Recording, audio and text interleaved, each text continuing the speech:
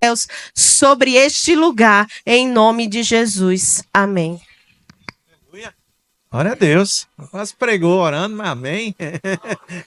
Glória a Deus. Amém, queridas?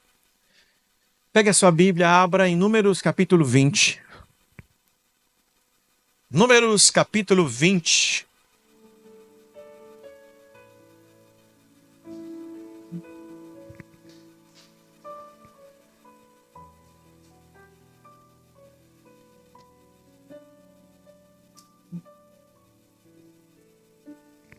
Glória a Deus.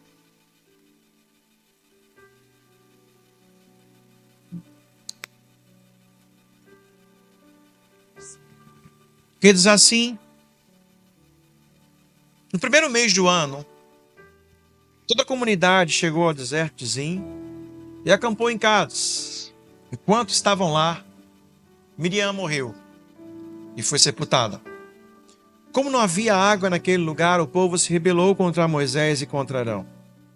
Discutiram com Moisés, disseram: se ao menos tivéssemos morrido com os nossos irmãos diante do Senhor, por que nos trouxeram a comunidade do Senhor até este deserto? Foi para morrermos junto com todos os nossos animais? Por que nos obrigaram a sair do Egito e nos trouxeram para este lugar terrível? Essa terra não tem cereais, nem figos, nem uvas, nem romãs, nem água para beber. Moisés e Arão se afastaram do povo e foram até a frente da tenda do encontro, onde se prostraram com o rosto em terra. Então a presença gloriosa do Senhor lhes apareceu. E o Senhor disse a Moisés: você e Arão, peguem a vara, reúna o povo. Enquanto eles observam, falem àquela rocha, e dela jorrará água. Vocês tirarão água suficiente da rocha para matar a sede de toda a comunidade e de todos os animais. Moisés fez conforme o Senhor havia ordenado. Ele pegou a vara que ficava guardada diante do Senhor, e em seguida ele e Arão mandaram chamar o povo para que se reunissem em frente da rocha. E ele grita: ouçam, seus rebeldes, gritou Moisés. Será que esta rocha, que teremos que tirar água para vocês? Então Moisés levantou a mão e bateu na rocha 2 vezes, e jorrou muita água. Assim toda a comunidade e todos os seus animais beberam até matar a sede.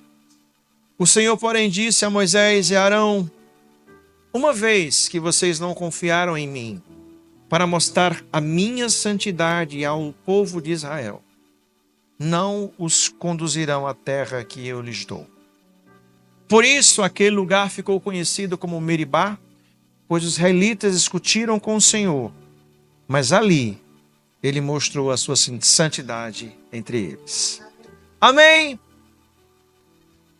Glória a Deus por esse texto, onde registra a única falha de Moisés. Não é? A gente está falando dele, depois dele salvo, né? Depois dele transformado pela presença de Deus. Aqui a gente vê a única falha de Moisés. E eu gostaria de falar sobre esse tema hoje. O que faz um crente maduro perder o desfrute da promessa? Diga assim: eita. O que faz um crente maduro perder o desfrute da promessa? Um crente novo perde por desobediência, perde por impaciência, perde por tantas outras circunstâncias, mas um crente maduro. A gente está falando de Moisés, que em capítulos anteriores o próprio Deus lhe chamava de manso. Olha que título maravilhoso. O próprio Deus chamava ele de humilde. Veja, é o Deus que está falando. Então aqui a gente está com um profeta que ele era maduríssimo. E bota isso nisso. Mas por causa de uma falha dele, ele perde o desfrute de uma promessa divina. Diga: eita. E por que essa história é boa? para que a gente possa ler, refletir e não seguir os mesmos passos. Isso se chama sabedoria. Há duas formas de se aprender: ou apanhando, ou ouvindo e praticando. Quem é especialista na primeira forma? Diga assim: eita. Não é? A gente é especialista em aprender apanhando. Mas temos um desafio muito grande de aprender ouvindo. Eu era melhor, gente, mas eu estou meio que apanhando muito ultimamente. Glória a Deus. O que faz um crente maduro perder o desfrute de uma promessa, pastor? Mas as promessas são imutáveis. As promessas de Deus não voltam atrás, é verdade. Mas a maioria das promessas são condicionais. O que é uma palavra, o que é uma promessa condicional? É quando Deus olha para você e diz: olha, se permaneceres na minha presença, for fiel, eu farei isso. Então há uma condição pré-estabelecida. A maioria das promessas de Deus é assim. Existem promessas unilaterais? Existem. Como Deus chamou Abraão. Deus diz: sai da tua terra e da tua parentela e eu te farei uma grande nação. Foi um condicional. Ele tinha que sair. Porque se ele não saísse, ele não recebia a promessa de Deus. Mas na frente, Deus olha para Abraão e diz: se obedeceres a mim, se ouvires a minha voz, se guiar os teus filhos, eu farei de ti uma grande nação. Condicional. Quando Abraão vai sacrificar Isaque, Deus se revela e diz: por amor ao meu nome, eu farei de ti uma grande nação. Isso é uma promessa unilateral. Essa daí, nem que você plante bananeira, Deus vai ter que cumprir. Deus vai ter que estabelecer. Porque Ele não prometeu de forma permissiva. Ele de forma unilateral decretou.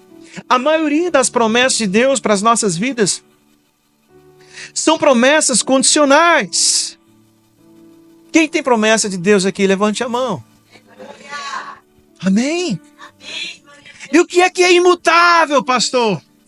O único ser imutável que existe na face da terra, o único ser que tem essa característica de ser imutável, a condição de imutabilidade é Deus. Passará céus e terra, mas as minhas palavras jamais passarão. Deus é imutável. O que significa isso, pastor? Que se eu quiser desfrutar das promessas de Deus, eu tenho que estar em um lugar que não mude. Se eu quiser desfrutar das promessas de Deus, eu tenho que estar imergido no próprio Deus, porque Ele não muda. Diga amém. Glória a Deus. E eu te pergunto, o que faz um crente maduro perder o desfrute de uma promessa? Sabe, por mais que leamos esse texto, foi um texto bem violento para Moisés. Porque por 40 anos ele serviu a Deus com a seguinte promessa: você vai guiar o meu povo à terra que mana leite e mel. Você vai levar meu povo para a terra que mana leite e mel. E por 40 anos Moisés se dedica a essa missão, a essa palavra. Mas em determinado momento, Moisés faz algo que desagrada a Deus. E Deus diz: ei, você não vai mais fazer isso. Diga misericórdia. Pastor, por que Moisés como referência e como exemplo?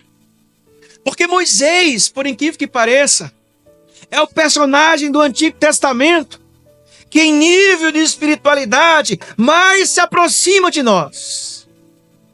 Como assim? A gente está falando de Moisés. E nós, comedor de farinha, não é?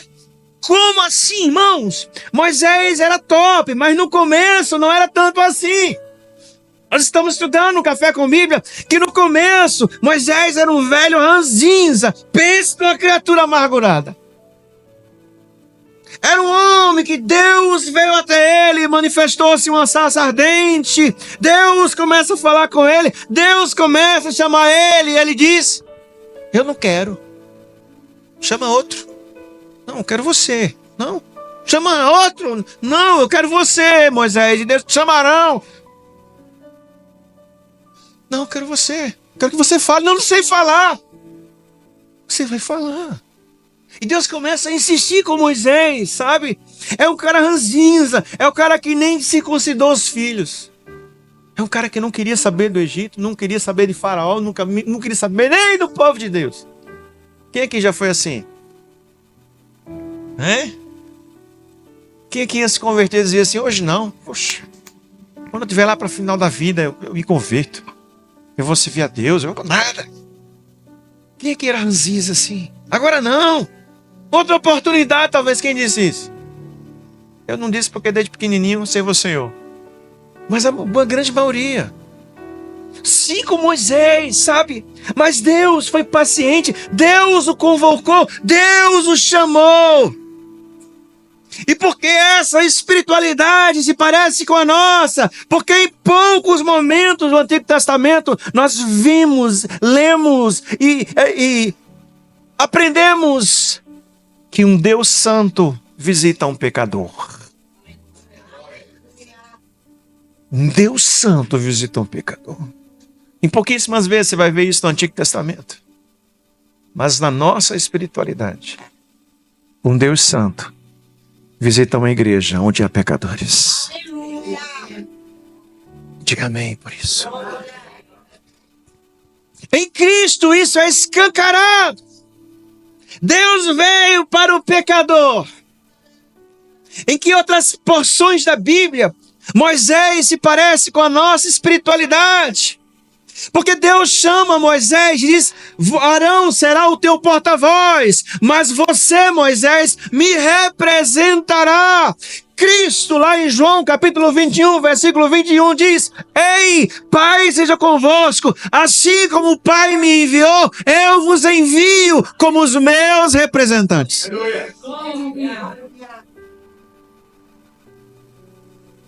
Diga assim: Moisés é meu chapa. Por isso que a espiritualidade de Moisés parece com a nossa.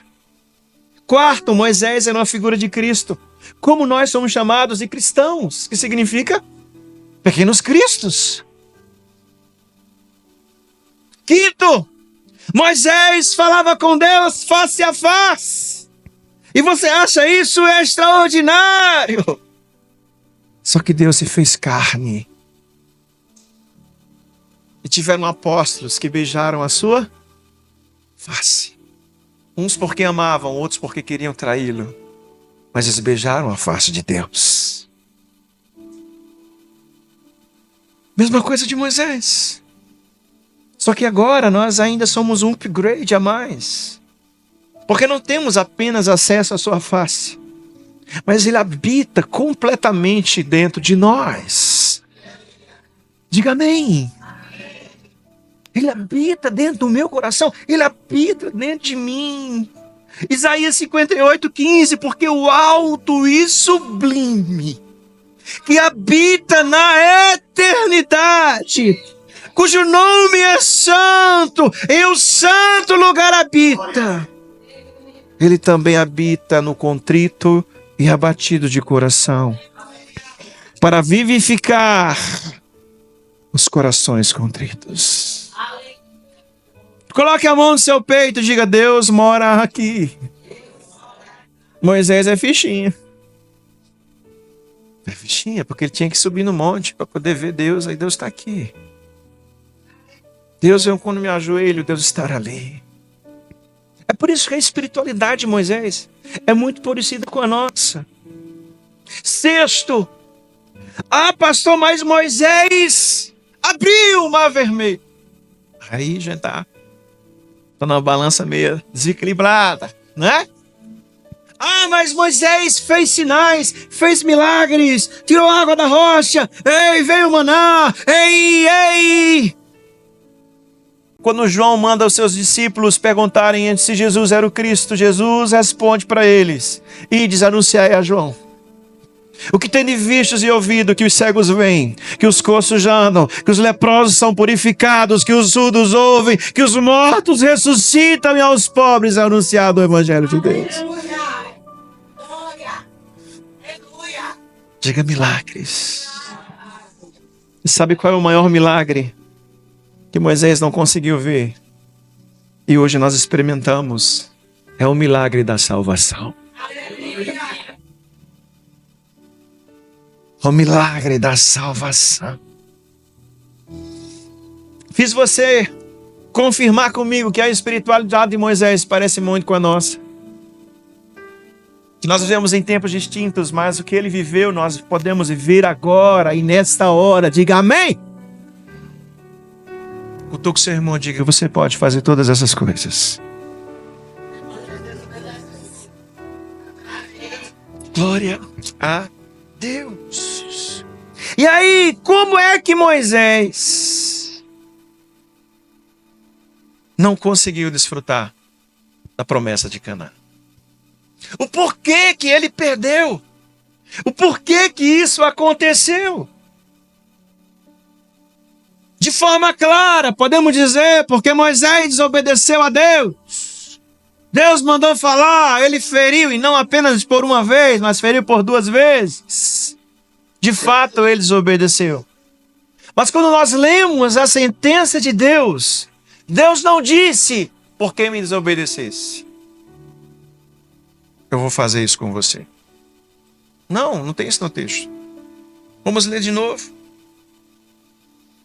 O Senhor, versículo 12, porém disse a Moisés e Arão, porque vocês não confiaram em mim para mostrar a minha santidade aos israelitas, vocês não pisarão na terra prometida. Então não foi punição porque desobedeceu. Porque se Deus nos punisse porque nós desobedecemos, é de nós, irmãos. Ninguém ia ter promessa nem no dia de amanhã. A punição não foi sobre isso. A punição foi sobre algo mais. O problema não foi Moisés desobedecer.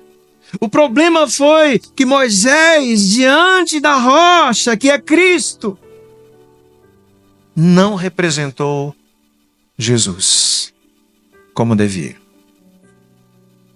Diga assim, eita.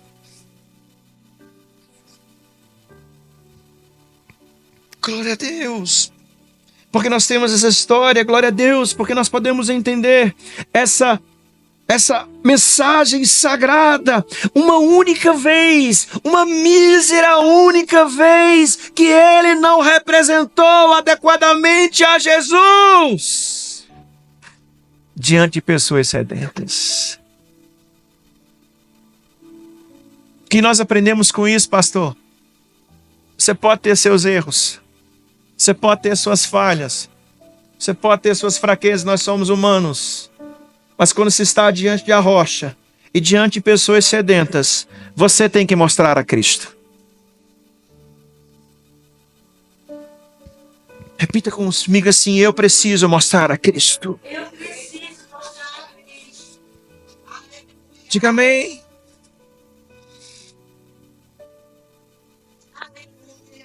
E aí eu faço a seguinte pergunta. O que fez Moisés uma única vez não representar a Jesus? O que aconteceu com o cara, o mais humilde da terra, o mais manso da terra, segundo a boca do próprio Deus? O que aconteceu com ele, irmãos, para que ele, nessa loucura, não representasse a Cristo? E aí, quando nós lemos o contexto em Números, nós vemos inúmeros problemas que afetaram o bom senso de Moisés. E aí nós temos que ler e refletir para que não afete o nosso bom senso, de não representar a Cristo em todas as áreas da nossa vida. Olha para o seu irmão e diga assim, você pode errar onde você quiser, mas jamais deixe de representar Cristo publicamente Amém? Aprendeu aí, irmão? Diga glória. Porque eu não vou precisar perder o meu desfrute. Glória! Sabe o que foi que aconteceu com Moisés para que o seu bom senso caísse? Primeiro, ingratidão. Números 11. O povo está comendo maná e de repente, meia dúzia de inimigos começam a pedir cebolas, pimentões do Egito, carnes. Começam a gritar em gratidão para todos os cães de Israel. Ingratidão. Até que Deus clama e Deus manda codornizes. E vocês sabem todo o desenrolar da história. Pastor, qual é a consequência da ingratidão? Ela afasta o seu coração de Deus. Ela endurece o seu coração. Pastor, como evitar a ingratidão? Cultivando a gratidão. Reconhecendo as bênçãos diárias do Senhor. E ajudando os outros. 2 Coríntios capítulo 9, versículo 11. Vocês serão enriquecidos de todas as formas, para que possam ser generosos em qualquer ocasião. E por nosso intermédio, a sua generosidade resulte em ações de gratidão a Deus. O que acontece? Que perturba o bom senso de Moisés. Números 12, parece que é uma sequência de problemas. Em Números 12 nós temos a fofoca. Diga, eita. Números 12, Miriam, que é a sua irmã, que foi usada para salvar a sua vida, ainda é bebê, começa a procurar problemas em Moisés. A Bíblia diz que ela começa a ter inveja de Moisés e começa a achar defeitos em Moisés, como ela não acha. A Bíblia diz que ela começa a olhar para a esposa de Moisés. Porque ela não era israelita, ela era cuxita.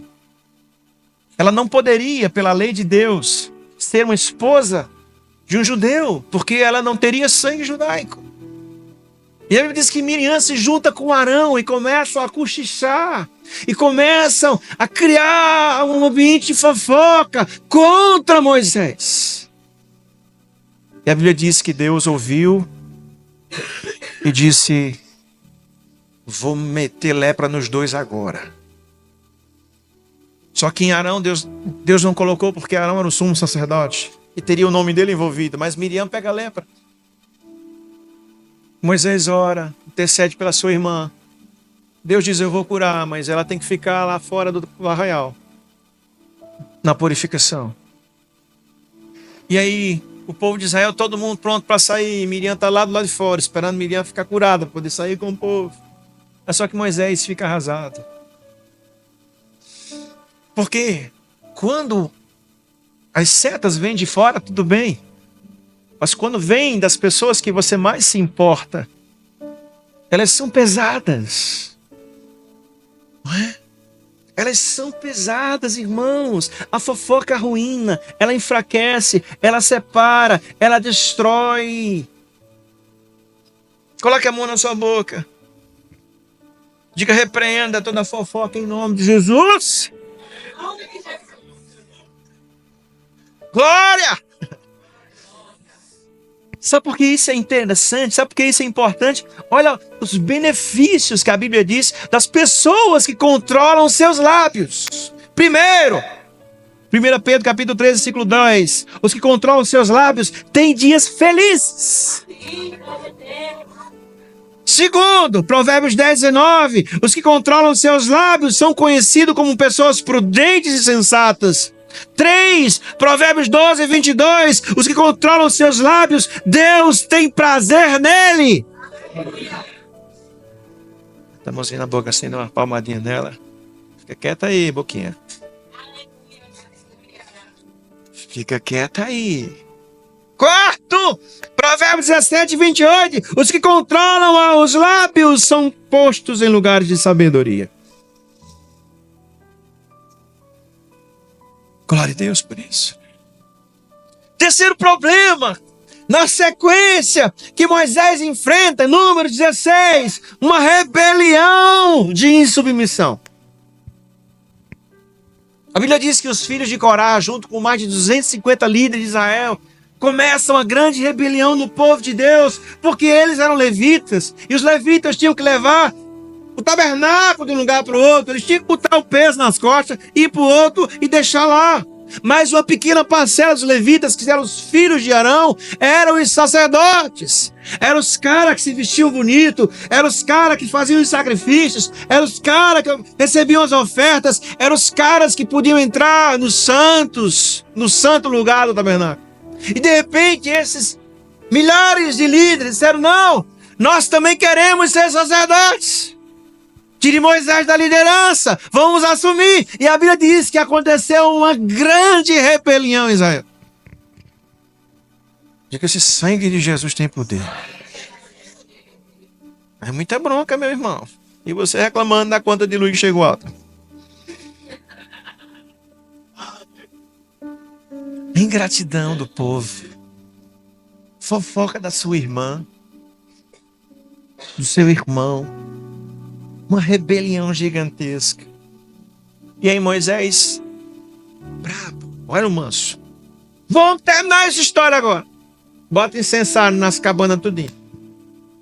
Aquele que Deus responder, está com Deus. Quem não tiver, Deus vai cobrar. E aí os caras foram e botaram lá. Os caras ficaram de pé assim. A Bíblia diz que eles ficaram de pé.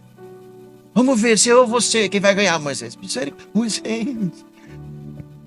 E Deus visita aquele povo, e a Bíblia diz que a terra abre, e o povo é engolido vivo.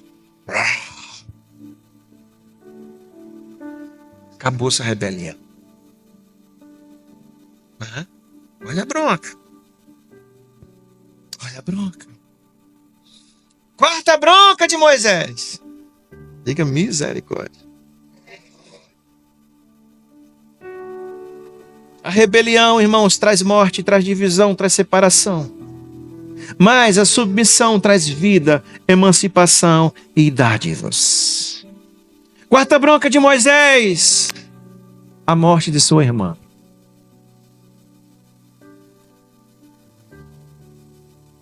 Número 17, sua irmã morte.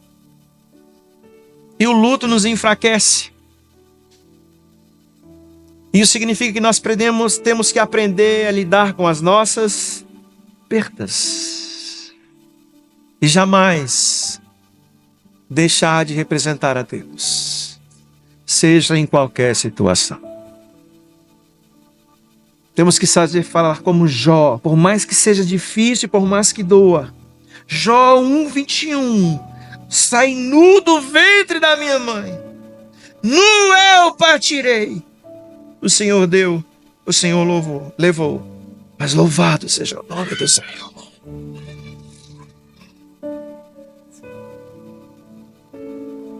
Aleluia.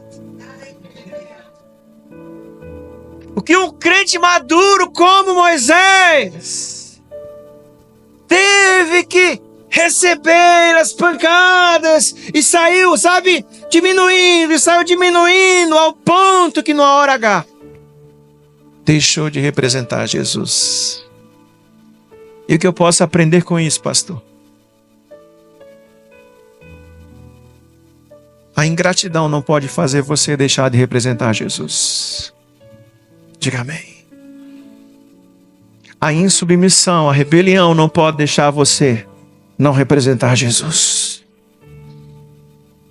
A fofoca dos outros não pode deixar você representar Jesus. Impedir de você representar Jesus. O luto, a dor, não pode deixar você não representar Jesus. Você precisa representar Jesus. E nós vamos para a terceira e última pergunta.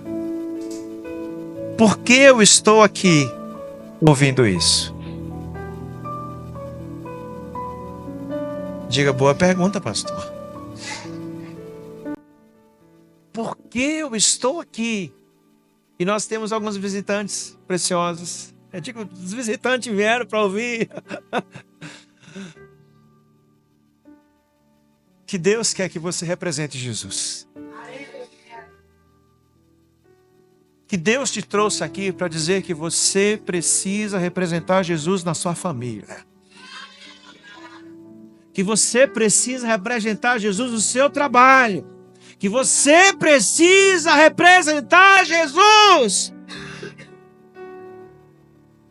Ou Ele não permitirá que você desfrute das promessas que Ele mesmo te deu.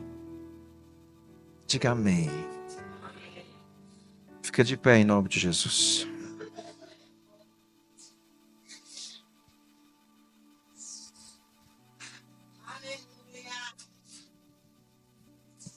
Representá-lo bem. Levante a mão.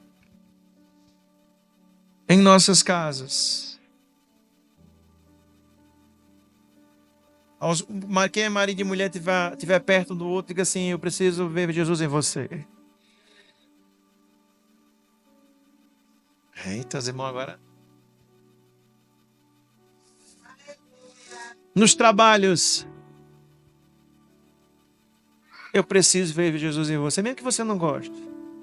Pastor, eu vou a pulso. Eu preciso ver Jesus em você. Na roda de amigos. Eu preciso ver Jesus em você. Em toda a sua vida. Eu preciso ver Jesus em você. Para que possamos desfrutar de todas as promessas maravilhosas que o Senhor Deus imutável nos tem feito. Diga glória a Deus. Glória a Deus e glória a Deus. Coloque a mão no seu coração, vamos orar ao Senhor.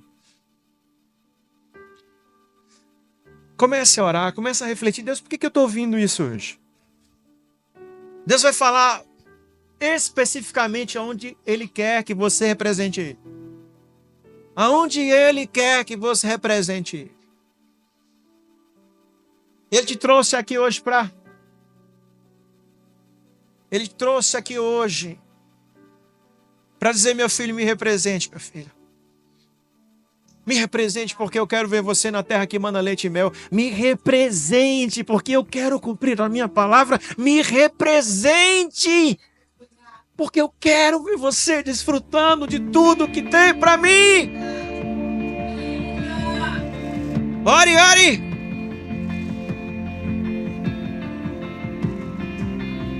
Deus, me ajude a te representar. Ore. Deus, me ajuda a vencer a ingratidão. Deus, me ajude a vencer as calúnias, as difamações. Deus, me ajude a vencer as rebeliões. Deus, me ajude a vencer as percas, para que eu te represente como o Senhor quer. Outra vez, pra tudo entregar. Para que eu te represente como o Senhor deseja. Tudo entregar. Para que eu te represente diante do povo com sede, como um Deus Santo. Perto de ti, Senhor. Ore, ore, ore. Sim, Deus, nos capacita, Senhor, com a mansidão que nós precisamos. Nos capacita, Deus. Nos capacita. Nos capacita. Nos rendemos, Senhor, diante da sua presença. Espírito Santo, nos rendemos a Ti, Senhor. Sopra teu vento. Que possamos habitar na terra que mana leite e mel, que o Senhor prometeu às nossas vidas. Ore, ore, ore. Sacia o meu ser. Deus, capacita os Teus filhos, Senhor. Sacia o meu. Eu oro por cada homem, por cada mulher, Senhor, que aqui se encontra. Derrama sobre eles uma unção especial, Senhor, para que nos problemas que virão, eles te representem. Para que nas dificuldades que estão a aparecer, eles te representem. Eles continuem de pé. Eu me rendo. Eles continuem resolutos. Pra conhecer-te, Em nome de Jesus. Em nome de Jesus. conhecer-te mais, eu me rendo, eu me rendo pra conhecer-te mais, pra conhecer-te mais, Senhor. Vamos clamar. Vento de poder, sopra em nós. Sopra em nós. Aleluia. Clame, clame. Vento de poder, sopra em meu viver e faz eu querer, e faz eu querer em mim, Como um vendaval. como um vendaval sobrenatural, e faz eu querer, e faz eu querer em mim. Vento de poder que sopra em eu viver, e faz eu querer, e faz eu querer em mim. Como um vendaval sobrenatural, e faz eu querer, e faz eu querer em mim. Levante suas mãos e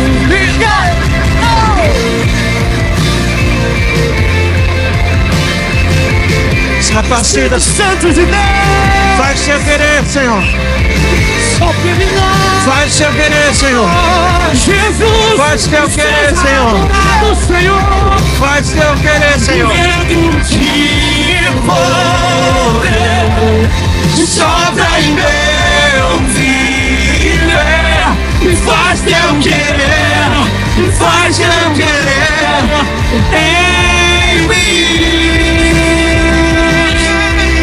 Como um vendaval sobrenatural, e faz teu querer, e faz teu querer em mim, e faz teu querer, e faz teu querer em mim,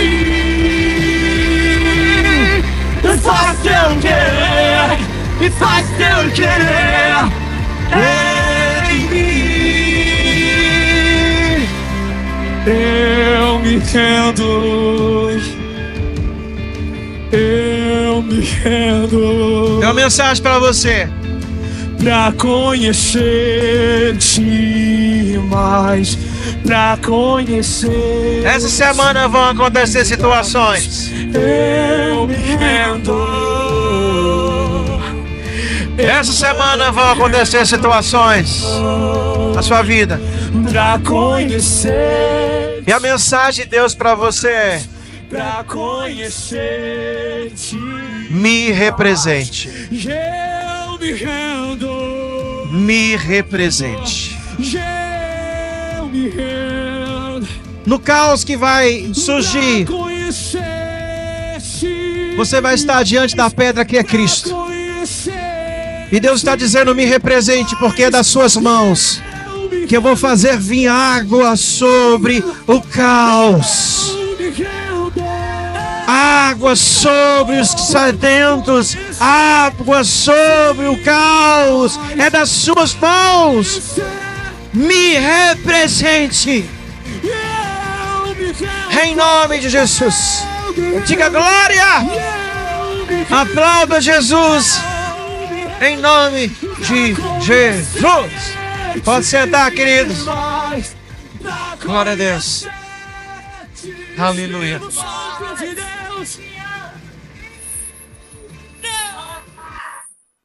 Amém, irmãos? Glória a Deus por isso. Glória ao Senhor Jesus. Pode ligar as luzes. Deixa sempre a última ligada, porque senão fica muito escuro. Né? Glória a Deus. Aleluia.